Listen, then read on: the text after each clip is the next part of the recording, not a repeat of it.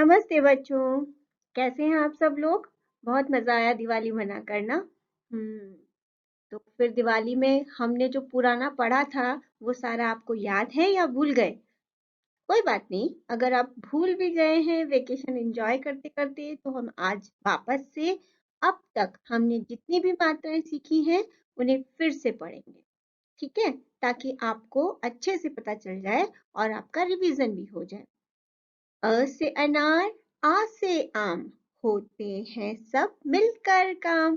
ई से इमली, ई से ईख, अच्छी अच्छी बातें सीख। हाँ, अच्छी बातें सीखना बहुत जरूरी है, ठीक है? तो पढ़ाई के साथ साथ हमें अच्छी बातें सीखना भी बहुत जरूरी है।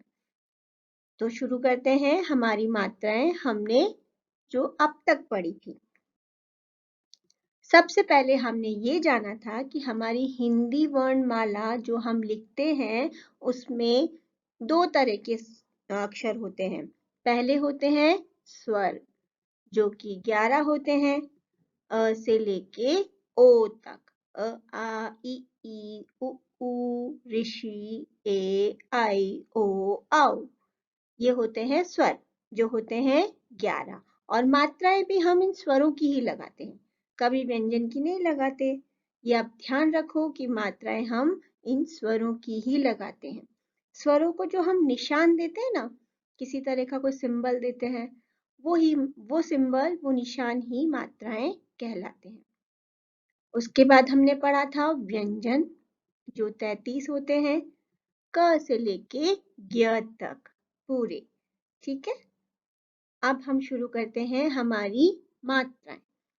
अ के बारे में हमने ये पढ़ा था कि अ की मात्रा नहीं होती है, लेकिन व्यंजन बनाने में अ मदद करता है। कोई भी व्यंजन अ नहीं है तो अधूरा है, पूरा नहीं है, ठीक है? उसके बाद हमने पढ़ी थी आ की मात्रा। आ की मात्रा बनाने के लिए हमने क्या किया था? हमारी स्लिपिंग लाइन, उसके साथ हमने एक डंडा बनाया था।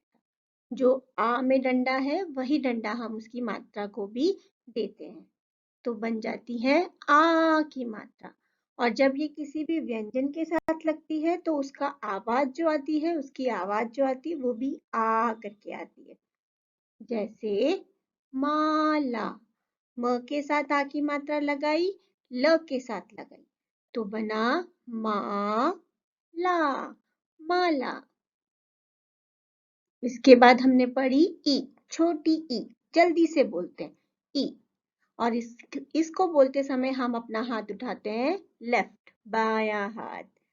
वो इसलिए क्योंकि इसका डंडा बाईं तरफ आता है, व्यंजन की लेफ्ट की तरफ, बाईं तरफ। कैसे बनाते हैं? हमारी स्लिपिंग लाइन पे सबसे पहले हम डंडा बनाते हैं, खड़ी लाइन, ठीक है? और उसके बाद उसके ऊपर बनाते हैं आधा गोला, हाफ सर्कल, तो बनती है हमारी ई की मात्रा। ई बोलते ही आप लेफ्ट साइड आ जाओ, लेफ्ट हाथ को उठा लो, अपना बायां हाथ उठा लो, तो आपको हमेशा याद रहेगा कि मात्रा का डंडा कहाँ होता है, व्यंजन के बाईं तरफ होता है या दाईं तरफ होता है। जैसे किताब, क के साथ हमने छोटी ई लगाई तो बना की ता ब। इसमें आ की मात्रा भी है जो हमने त के साथ लगाई है, किताब। इसके बाद हमने पढ़ी ई, बड़ी ई की मात्रा। बड़ी ई बोलते समय कौन सा हाथ उठेगा? राइट, ओके, दायां हाथ। इसको बनाने के लिए पहले हम बनाते हैं आधा गोला और उसके बाद लगाते हैं डंडा। तो राइट और लेफ्ट, इनसे आप बड़ी ई और छोटी ई को पहचान सकते हैं। छोटी ई है तो लेफ्ट बायां, बड़ी ई है तो राइट दायां। इससे आपको पता लग जाएगा कि मात्रा का डंडा कहाँ लगाना है, बाईं तरफ लगाना है या दाईं तरफ लगाना है।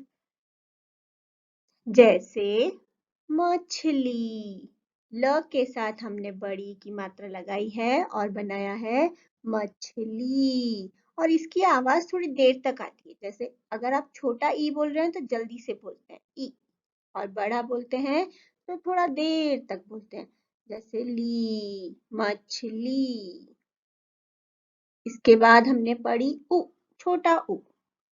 इसकी मात्रा को बनाने के लिए पहले हम एक गोला बनाते हैं और उसी गोले से लगकर एक मुड़ी हुई लाइन, ठीक है, उसी गोले को बनाकर लाइन को हम मोड़ देते हैं। हमेशा इसमें ये गोला बनता है और फिर इसमें लाइन आगे जाके ऐसे मुड़ जाती है, तो ये बनता है उ, छोटा उ। जैसे गुड़, ग के साथ हमने छोटा उ लगाया है यहाँ पर, तो बना है गु। जल्दी से बोलेंगे, गुड़। गुड़ सर्दियों का बहुत पसंदीदा व्यंजन है ये। बहुत सारे लड्डू भी बनते हैं इससे, है ना। और हाँ, ये बहुत ताकतवर होता है।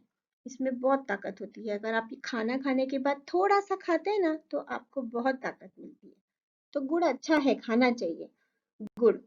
उसके बाद बड़ा ऊ, और इसकी मात्रा को बनाने के लिए हम पहले गोला बनाते हैं और उसमें सीधी लाइन खींचते हैं। देखो, बड़े ऊ में लाइन मुड़ नहीं रही है, गोले के साथ सीधी जा रही है। और जब इसकी आवाज हम निकालते हैं तो ऊ, देर तक निकालते हैं, ऊ ऊ। जैसे फूल, फ के साथ हमने लगाई है तो बना है फूल। इसके बाद री से ऋषि, इसे हम री बोलते हैं, री। और इसकी मात्रा जो है वो एक आधा गोला है, जो आप व्यंजन के नीचे लगाते हैं, आधा गोला। जो री में गोला है वही गोला उसकी मात्रा बन जाता है, ठीक है। तो ये है री, और इसकी आवाज भी होती है री। जैसे मृग, म के साथ लगाया री तो ये बनेगा मृ, मृग, ठीक है। मृग नहीं बोलते इसे, मृग। री का साउंड निकालना है आपको, इसमें री की आवाज निकालनी है, मृग। इसके बाद है ए, मात्रा सिर्फ एक डंडा ऊपर, एक एक ही लाइन में एक ही मात्रा लगाते हैं हम, इसमें दो नहीं लगाते। ए से एडी में हम सिर्फ एक मात्रा ऊपर की तरफ लगाते हैं। जैसे सेब, तो इसमें हमने स के साथ लगाई है तो बना है से, ए से। ए का साउंड निकालना है तो स के साथ ए मिलाएंगे तो बनेगा से, सेब। फिर है आए, ए और आए। आए की मात्रा में हम दो मात्राएं बनाते हैं। एक मात्रा जो आए के ऊपर है और एक इस ए की, तो ऐसे करके बन जाती है दो मात्राएं। तो इसमें हम दो मात्राएं लगाते हैं, वो इसे लगाते हैं व्यंजन के ऊपर। जैसे सैनिक, स के साथ हमने आई की मात्रा लगाई है तो बना है सैनिक। न में हमने छोटा ई लगाया है तो इसे जल्दी बोलेंगे, सैनिक, सैनिक। तो ये थी हमारी मात्राएं जो अभी तक हमने पढ़ी हैं। अगले वीडियो में हम आगे की मात्राएं पढ़ेंगे। तब तक आप इन सारी मात्राओं को एक बार वापस से रिवाइज करिए, वापस से लिख के देखिए, वापस से बोल के देखिए, क्योंकि मात्राओं को लिखते समय उन्हें बोलना बहुत जरूरी है, वरना आप उनको ढंग से बोलना और लिखना नहीं सीख पाओगे। तो ये हमारा आज तक का रिवीजन। Thank you.